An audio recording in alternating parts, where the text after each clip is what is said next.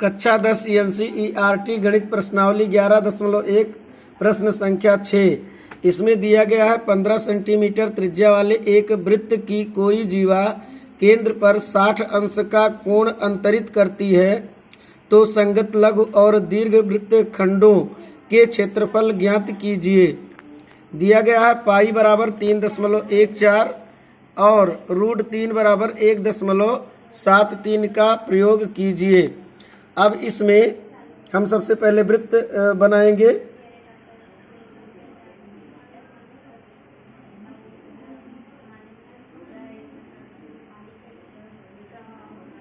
और इसका केंद्र O है, वृत्त का केंद्र O है और इसमें एक जीवा AB है, एक जीवा AB है और ये जीवा केंद्र पर कितने अंश का कोण अंतरित करती है?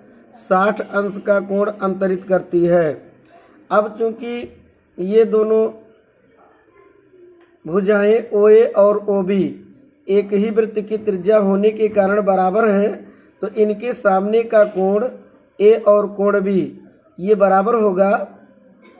तो यहाँ पर कोण A प्लस कोण B और प्लस 60 त्रिभुज के तीनों कोणों को जोड़ा जाए तो तीनों कोणों का योग कितना होता है? 180 अंश। और चूंकि कोण A बराबर कोण B होगा, कोण A बराबर कोण B होगा। क्यों बराबर होगा? दो भुजाएं बराबर हैं, बराबर भुजाओं के सामने के कोण बराबर होते हैं। तो कोण A प्लस कोण B का मान कोण A के बराबर है और 180 में से उधर जाएगा 60 घटेगा तो 120। दिस इम्प्लाई 2 कोण A बराबर 120। तो अब कोण A का मान कितना हो जाएगा?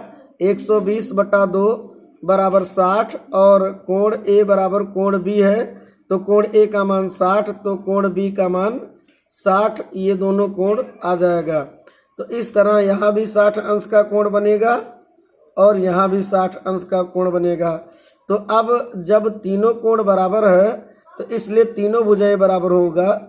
तो इसमें त्रिभुज ABC एक समबाहु त्रिभुज है, एक समबाहु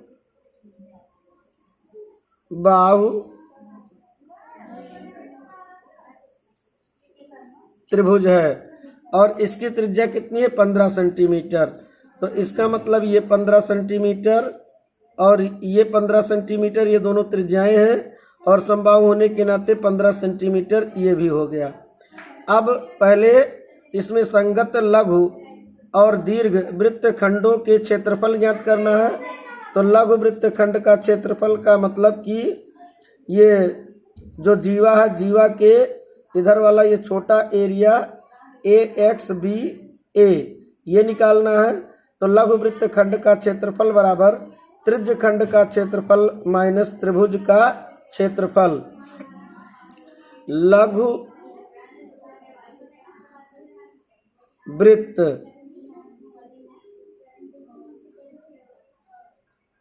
खंड का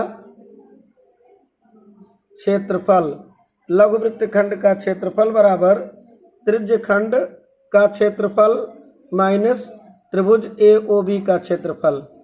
त्रिज्य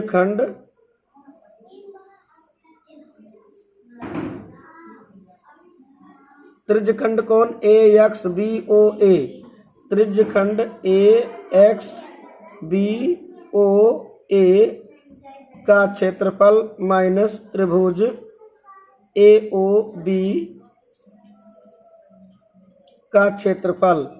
तो अब लघु वृत्त खंड का क्षेत्रफल त्रिज्य खंड का क्षेत्रफल का सूत्र होता है पाई R²। R कितना है इसमें? 15। तो पाई गुणे 15 और थीटा, पाई R² थीटा, थीटा कितना है? 60 अंश बटा 360 और माइनस समबाहु त्रिभुज है ये। तो समबाहु त्रिभुज का क्षेत्रफल क्या होता है? √3/4 गुणे भुजा का वर्ग। √3/4 गुणे भुजा कितना है? 15। तो 15 का वर्ग कर देंगे। अब यहाँ देखते हैं, ये पूरा एरिया त्रिज्यखंड है, इसमें से त्रिभुज घटाया गया तो लघु वृत्तखंड का एरिया बच गया है। तो अब इसको जब सरल करेंगे तो इस प्रश्न में कहा गया है पाई के स्थान पर हमको क्या रखना होगा, 1.73। पाई के स्थान पर 3.14 रखेंगे। तो पाई के स्थान पर कितना रखेंगे, 3.14। 3.14 गुणे 15 का 15 में गुणा 225 और गुणे 60 बटा में 360 बटा में कितना होगा 360। फिर माइनस √3 का मान 1.73 दिया गया है। यहाँ देखिए प्रश्न में √3 का मान 1.73 दिया गया है। तो यहाँ 1.73 बटे में 4 और गुणे 15 का वर्ग 15 15 225। अब ये 60 से 360 में भाग देंगे 6 आएगा। ये माइनस के इधर पहले पद में 225 और माइनस के उधर दूसरे पद में 225, दोनों पदों में से हम 225 कॉमन ले लेंगे।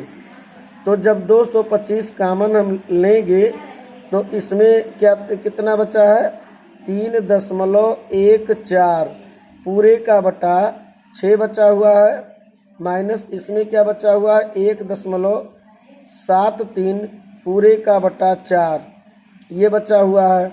अब इसको जब सरल करेंगे तो बराबर 225 गुणे 4, यहाँ पे पहले लघुत्तम लेंगे, 6 और 4 का लघुत्तम 12, तो 6 दूनी 12 पुराने हर से भाग देंगे 2, तो 2 का ऊपर गुणा करेंगे 2 चौक 8, 2 कन्ने 2, 2 तिहाई 6।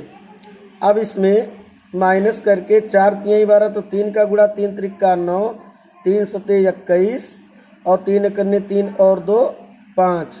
अब जो है ये आएगा 225 गुणे में, अब 8 में से 9 घटाएंगे तो ये उधार लेंगे, 18 में से 9 घटाएंगे तो ये आ जाएगा 9।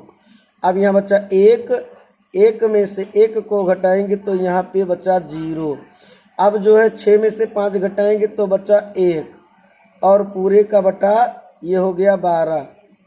तो अब जो है अब इसमें ये गुणा करके भाग देंगे 12 से, या 3 से ये कटेगा, 3 से इसको काट दें, पहले 3 चौक 12 और 3 सते 21 और यहाँ 1 बचा, 3 पचे 15। अब जो है गुणा करके भाग देना है। तो अब ये कितना आ जाएगा, 75 में गुणा करेंगे 1.09 और उसमें भाग देंगे 4 से, तो 75 में 1.09 का गुणा, तो 75 में 1.09 का गुणा करेंगे, 5 9 45, 5 0 0 4, 5 अकन्ने 5, 7 9 63, 7 0 0 6, 7 अकन्ने 7, तो ये आ गया 5 और 4 3 7, 6 5 11, 7 1 8, 2 अंक बाद 81.75।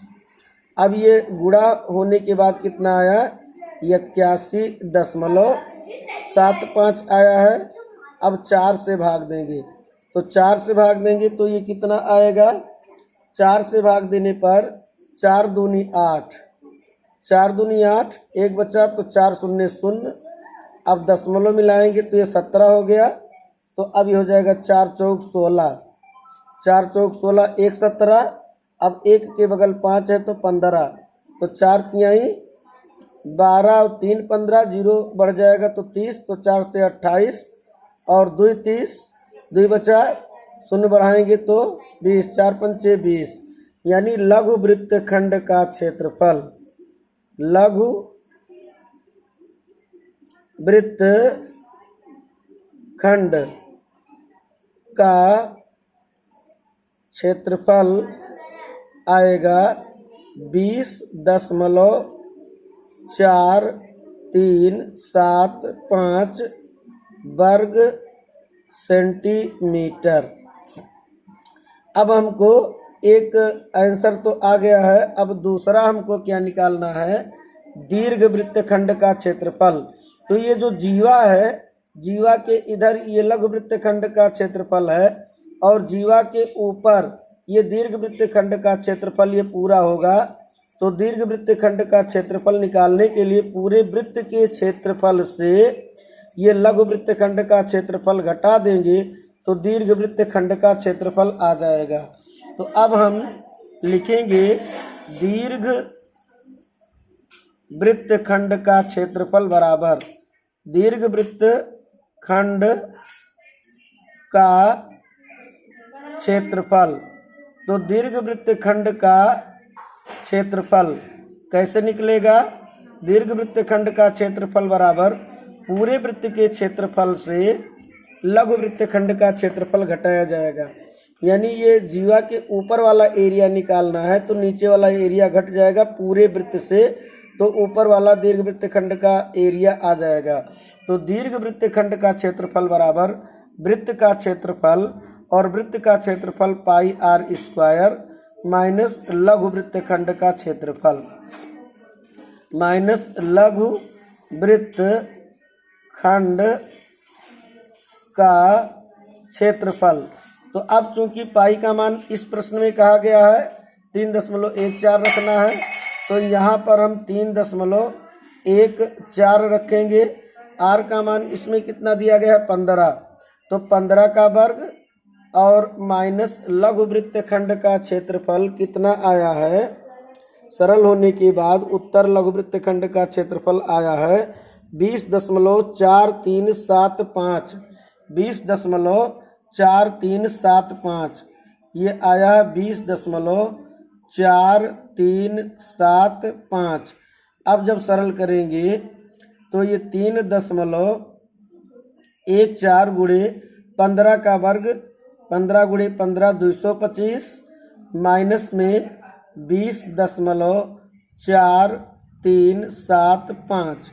अब जो है हम गुणा कर देंगे किसका 3.14 का 225 में, तब गुणनफल क्या आएगा 5 चौक 20, 5 कन्ने 5 2 7, 5 तिहाई 15। अब 2 चौक 8, 2 कन्ने 2, 2 तिहाई 6, पुनः 2 चौक 8, 2 कन्ने 2, 2 तिहाई 6।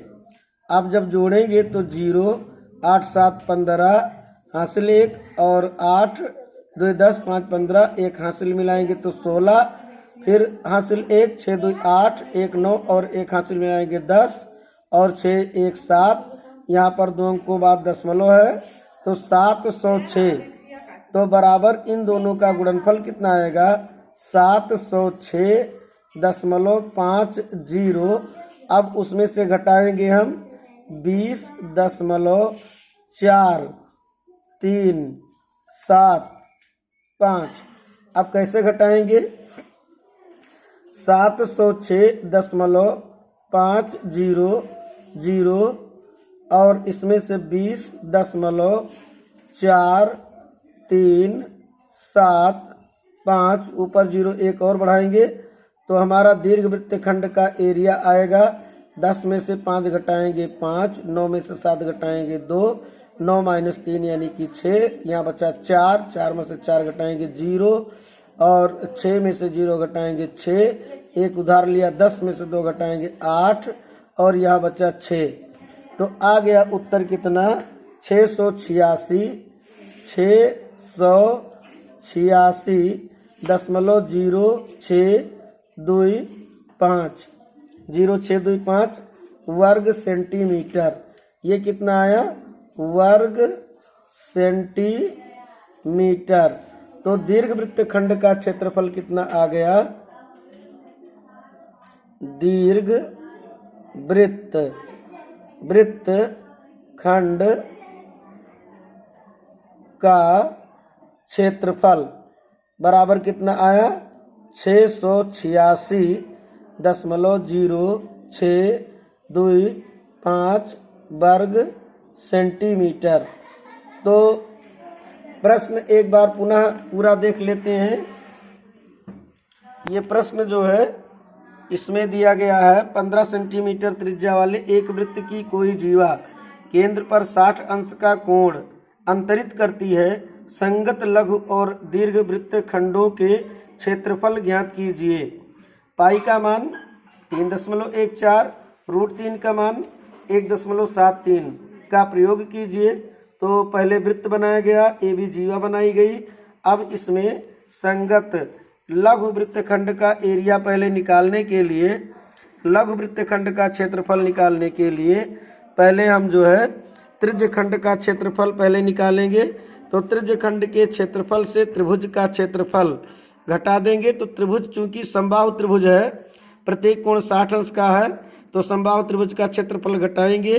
तो यहाँ पर त्रिज्य खंड का क्षेत्रफल ये पूरा निकालेंगे पाई आर स्क्वायर थीटा बटा 360 सूत्र से। आर का मान 15 है और थीटा का मान 60, और समबाहु त्रिभुज का क्षेत्रफल घटा देंगे √3/4 गुणे भुजा का वर्ग यानी 15 का वर्ग। तो पूरे में से ये घट जाएगा। तो लघु वृत्तखंड का क्षेत्रफल कैलकुलेशन करने के पश्चात आया 20.4375 वर्ग सेंटीमीटर। अब लघु वृत्तखंड का क्षेत्रफल पूरे वृत्त के क्षेत्रफल से घटाएंगे। पूरे वृत्तखंड के क्षेत्रफल से लघु वृत्तखंड का क्षेत्रफल घटाएंगे तो आएगा दीर्घ वृत्तखंड का क्षेत्रफल। पूरे वृत्त का क्षेत्रफल पाई आर स्क्वायर, आर 15 का वर्ग 225। लघु वृत्तखंड का क्षेत्रफल जो हल करके आया है, जब कैलकुलेशन करेंगे तो इसका गुणनफल इतना होगा, उसमें से घटाएंगे तो आ जाएगा 686.0625। ये दीर्घ वृत्तखंड का क्षेत्रफल आया। तो इस तरह ये पूरा प्रश्न हल हुआ है, जिसमें लघु वृत्तखंड का क्षेत्रफल और दीर्घ वृत्तखंड का क्षेत्रफल ये निकाला गया है।